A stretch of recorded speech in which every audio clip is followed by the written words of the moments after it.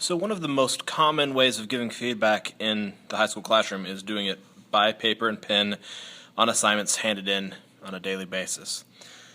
When you're giving proper feedback on paper, you want to make sure of four things. You want to make sure that it is individualized.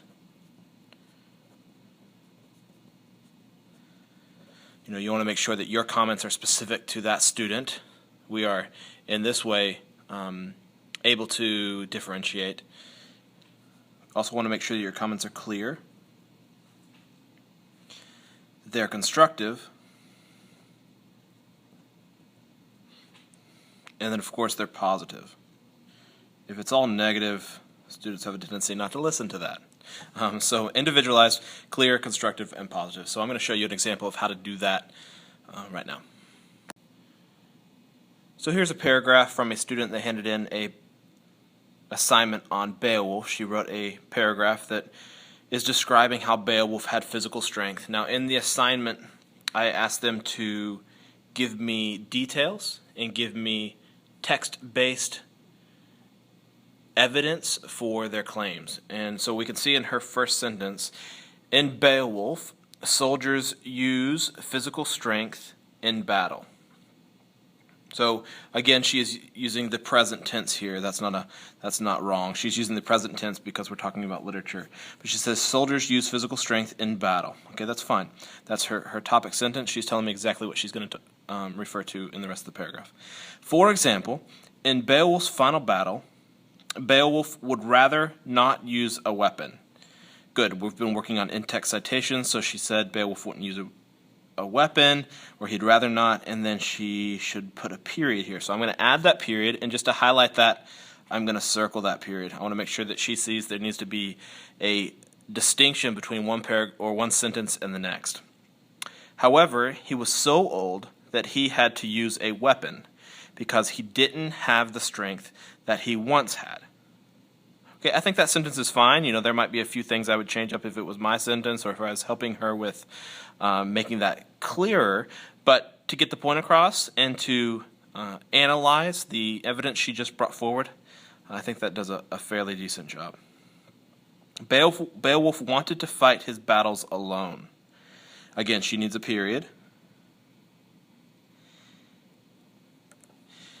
And then she says, in the end, well, she said Beowulf wanted to fight his battles alone, but she didn't give me a whole lot to go on there. So I'm going to go ahead and give her a comment saying that she needs to add a quotation. Just saying that he wanted to fight his battles alone doesn't really tell me a whole lot, and she needs a little bit more to that evidence for it to matter. So because there's not, she has room over on this side of the page, but as you can tell, it's one of those protective pieces of paper. So I'm just going to draw an arrow to where I want the comment to go. And down here, hopefully you can see it. Down here, I'm going to tell her, please use a quotation to help support your evidence. So I just want to make sure that she understands that she needs a quotation there in order for that evidence to be stronger. Then she says, in the end, Beowulf ended up needing someone to help him after all. Well, in this sentence, I notice that she has redundancy. She says, in the end, and then she says, Beowulf ended up. So we can take out the ended here because she already has an end here. In the end, Beowulf, take the ended up all the way off. In the end, Beowulf needed someone to help him.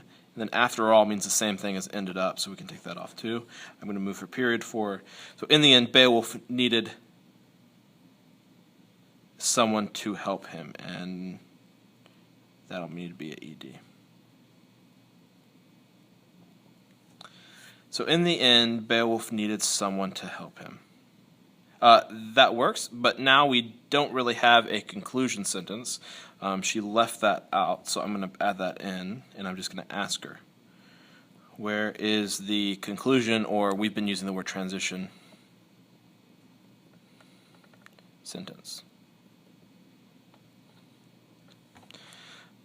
Okay, and once I'm done, I think she did a decent job. It wasn't the greatest paragraph I have, but she did try. And so I'm going to give her a check. I like the check plus, check minus system. But I give her a check to let her know that it wasn't perfect, but she's on the right path, and we will continue working on it.